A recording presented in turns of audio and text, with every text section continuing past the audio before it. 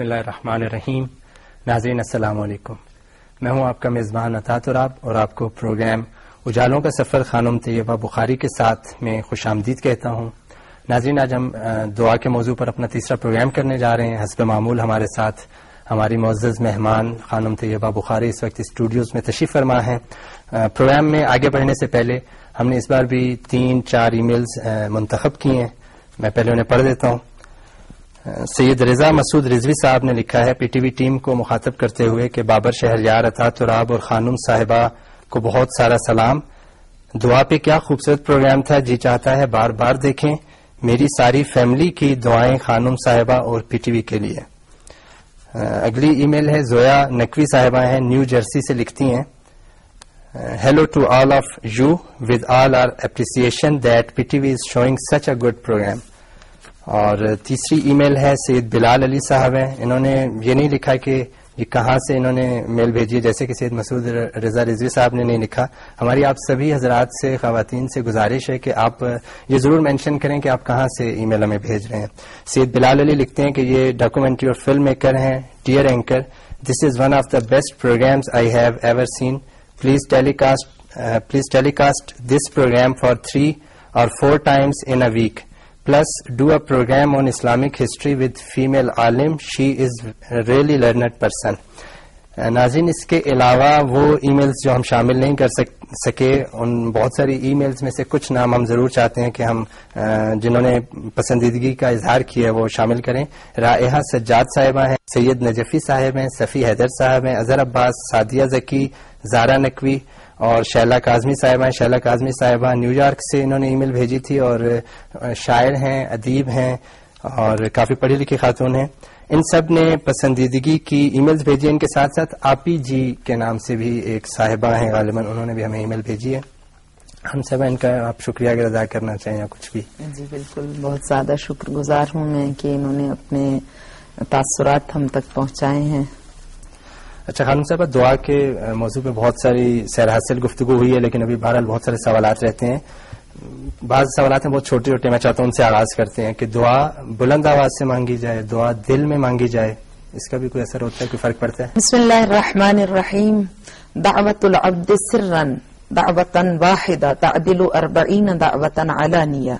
حدیث میں ہے کہ جو دعا آہستگی کے ساتھ سولیٹیوڈ میں کی جائے, وہ ان اے لو ٹون, وہ دعا بہت بہتر ہے ان 40 دعاؤں سے, 40 پبلکلی اناؤنسڈ پریئر سے, دعاؤں سے کہیں زیادہ بہتر ہے وہ دعا جو آہستگی سے کی جائے. جناب موسیٰ علیہ السلام کی مناجات میں ہے کہ یا رب انت قریب فاناجیک ام بعید فانادیک. پروردگار, کیا تو مجھ سے قریب ہے کہ میں تجھے آہستگی سے پکاروں, یا مجھ سے دور ہے کہ میں بلند آواز میں پکاروں.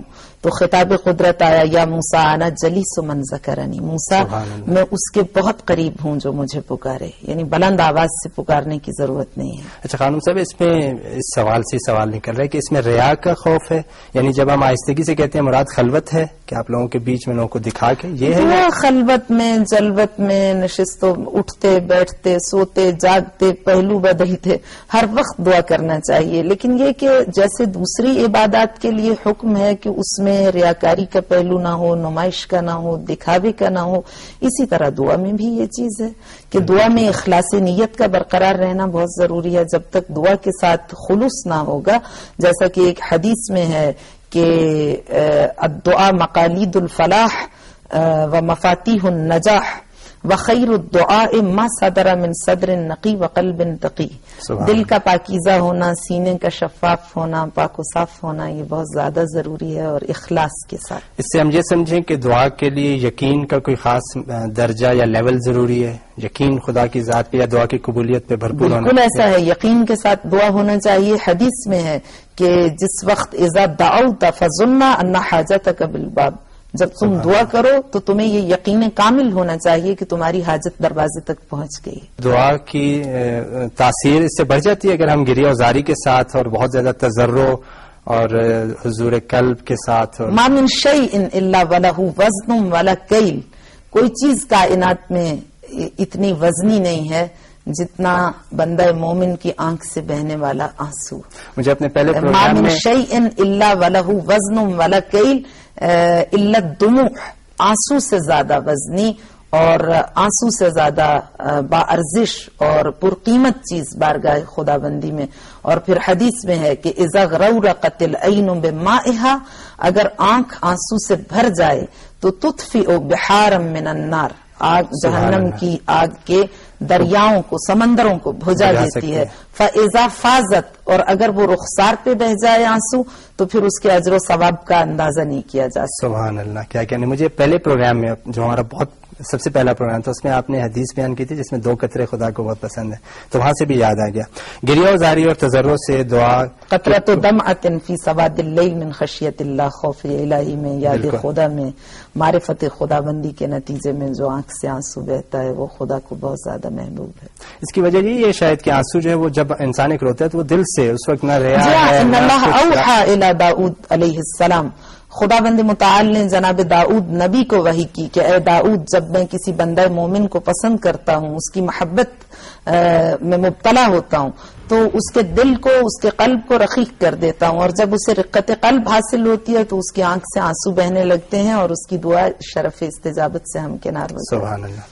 اچھا خانم صاحبہ، پھر بات نکل رہی ہے. آپ نے بیان فرمایا کہ خدا جب کسی بندے کی محبت میں مبتلا ہوتا ہے، ہم نے سن رکھا ہے خدا اپنے بندوں سے 70 ماؤں سے زیادہ پیار کرتا ہے. یہ کوئی خاص محبت ہے؟ یعنی محبت میں کوئی لیول ہے؟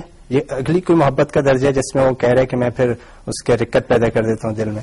محبت تو خدا اپنی ساری مخلوق سے کرتا ہے، لیکن ہماری اپنی قابلیت، یعنی ہم کتنا زیادہ نیک عمل انجام دیتے ہیں اور بارگاہ خدا بندی میں اپنے حسن نیت کو کس حد تک پایا ثبوت تک پہنچاتے ہیں، اس کے نتیجے میں پھر توجہات ہماری جانب بڑھ جاتی ہیں اور خدا بند متعال کی جانب سے توفیقات ہمیں ملنے لگتی ہیں. جیسے بچوں سے سبھی سے والدین پیار کرتے ہیں، لیکن وہ بچہ جو زیادہ فرما بردار ہوتا ہے، زیادہ مطیع ہوتا ہے، زیادہ قابل ہوتا ہے، زیادہ دانشمند ہوتا ہے، رفتہ رفتہ والدین کی توجہات کا مرکز بن جاتا ہے. جی ہاں، دل بند. ٹھیک ہے. اچھا، دعا میں مکان اور زمان کی بھی اہمیت ہے کہ ہم کسی خاص جگہ پہ دعا مانگیں تو وہاں پہ قبولیت کے زیادہ امکانات ہیں، یا کسی خاص ایام میں اگر دعا مانگی جیسے لیلۃ القدر یا ماہ رمضان، کیا یہ اس طرح کے کانسیپٹ ہے؟ بالکل، اس سلسلے میں بہت سی احادیث ہیں، معصومین کی احادیث ہیں جس میں حدیث کی طرف ہم جاتے ہیں. کیا قرآن حکیم سے بھی ہمیں مل سکتی ہے ایسی؟ بالکل، قرآن میں مثال ہے جناب یوسف علیہ السلام کے واقعے کو، جس کو خدا بند متعال نے قرآن میں احسن القصص سے یاد کیا ہے، تعبیر کیا ہے.